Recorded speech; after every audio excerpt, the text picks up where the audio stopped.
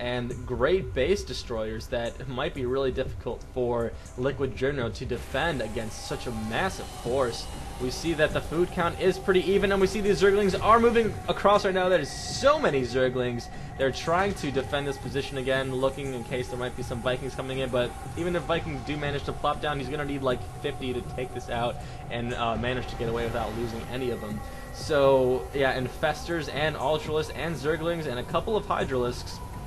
I guess this is kind of interesting because Dimaga definitely has the ground dominated, while it seems like Jinro has the air dominated, so we'll see which one is going to be able to win this time around. I just love these Ultralisks. They look like giant fuzzy, not fuzzy, but I don't know, they look cute, you know. Just look at them. They look cute, even though they're giant beasts that could tear me to shreds. Yeah, so a couple of Vikings still coming in, patrolling around for some overlords, and those battlecruisers are still in production right now. 4 battlecruisers for Liquid Jinro, and they're still looking around for some overlords trying to gain some map control. These Ultralisks are chilling here out in the middle of the map. I think we are going to see an attack soon, and there are the overlords loading up those units. Oh my god, this is going to be one massive drop, and this might even be a little bit of a mini base race here. Overlords coming into their Vikings here, and we see those Zerglings just moving across the field like no other, gunning it on the creep, and those overlords are going to be coming in. I'm not sure where they are directed to. We will soon see. The Vikings are moving out, and those Vikings might be able to intercept this overlord party here. He definitely sees it with the sensor tower, but he is choosing not to move in there. Oh my god, the Vikings are taking down those overlords. This drop is a disaster. A couple of Ultralisks flopping out right now, but oh no, Dimaga was just caught here, and the Fester X coming out, but oh, this is just too bad. He lost so much of his army before he was even able to make it to the ground. We see that the red Zerg Dimaga is supply capped right now, and he's at 154 supply, while the Terran is maxed out. So here we see the counter ground attack. Looks like he's splitting up his forces once more. A bunch of Ultralisks getting into position here, and Zerglings with Hydralisks scouting for an expansion, but they have not seen it yet. I'm surprised that Dimaga hasn't gone and scouted this position yet. He barely even knows what Terran player's base looks like, and here comes Liquid Jinro. Will this be the final attack of the game? He has a massive push here. 4 battlecruisers, 8 battlecruisers in total on the map right now, so actually has 6 right here with those Vikings taking down those Broodlings, and I don't think that Dimaga is comfortable attacking right now. Looks like he is going to sacrifice his base to try to build up forces to deal with this. This is 2 damaged battlecruisers, 2 damaged Vikings. This is just a massive force, definitely not one to be trifled with. And this layer has, or this hive, excuse me, has gone down.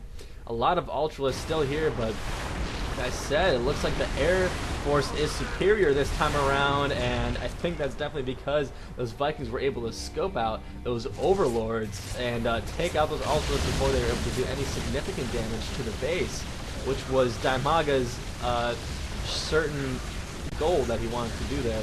I think I said that correctly. And again, this expansion is getting taken down, and it looks like Liquid Jinro was planning for another expansion, but he has been denied. There's like 5 fat Ultralisks standing right there, so no way he's going to be able to get that command center down. And these battlecruisers are just having at it and taking out those corruptors. Oh no, again Dimaga is getting caught. That is just too bad. Getting caught at all the wrong times. He has lost all those overloads, and he's got tons of corruptors right now. That's what he's been waiting for. Here comes the corruptors to deal with those battlecruisers, and I think he is going to be able to. Corruptors are so good against battlecruisers, and the Zerg players are able to mass them tremendously. And oh no, those Vikings and those VCs are going down, and there's fungal growth on those battlecruisers. All this air is going to be going down, and those corruptors are just able to crush all of that Terran air. I'm not sure what Jinro is going to be able to do with this right now. Dimaga taking the excellent call of being like, well, I'm not really going to be able to take out this Terran force right now, so I might as well just lose 2 bases and start massing corruptors as much as I can. I mean, he's really kind of in a good position. He does have this high yield. He's not super saturated anywhere, but he was able to get the force that he needs, so he is going to be moving out right now. I actually am pleasantly surprised right now that despite Dimaga's heavy losses, he looks like he actually has the upper hand in this game. right now, and Tank's very well placed right here, but behind these destructible rocks, those Ultras head bashing that debris, and they're like, nothing can stop me right now, and oh my god, those Siege Tanks are just gonna get plowed down by those cute little Ultralists. Not little, but they are cute. Oh my god, you guys must think I love Ultras or something, but I'm just saying, they're cute. Okay, so here comes the Corruptors again, in case there are any kind of battle cruisers coming on. And here are the Ultras taking on these poor little SCVs, and I don't really know what Liquid Jinro can do right now. What he has in production, he has a couple of Thors and Vikings and battle cruisers, but I'm not really sure why he really wants to go battle cruisers anymore. Those Corruptors are just going to destroy them, because they do so much damage against massive air targets and are pretty good against Vikings as well. So I think he would really need to try to counter the ground force, which is why he is getting those Thors, because Dimaga right now is actually pretty balanced ground to air, but those Corruptors can't really do anything unless he decides to make some Broodlords, which he is not. So if Jinro is able to get a significant ground force to deal with those Ultralists and those Hydralisks and any Zerglings, then he actually might be able to rebound back into this match. But right now we do see that Jinro only really has 2 dwindling mining expansions. So he's going to be hard-pressed to get back into this game. We see that Dimaga really has pretty healthy supply of expansions right now. He hasn't really been drone producing because he is just trying to even up and outsize Jinro on the army here. They are pretty much equal. Looks like Dimaga is even a little bit up, and still tons of Vikings. I think he's really going to have to move him down for ground support. I think that's what we are going to see.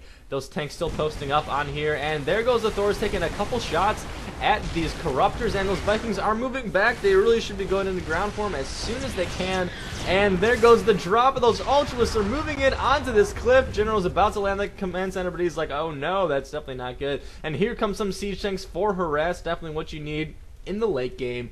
Definitely have to go and try to harass around the map as much as you can and not stay in your base, or else the other player who has map control is just going to be able to win because he's taking up all these expansions. So Jinro moving out this medevac all the way to Saturn, and I'm not sure why he moved out all the way here, but here comes the attack, maybe the final push of the game. I'm not sure. This is pretty nuts right now, and here comes the Ultralists moving back. I'm not really sure what they're moving back to. There's only one Viking there, but I think they're just not comfortable pushing right now because of those siege tanks.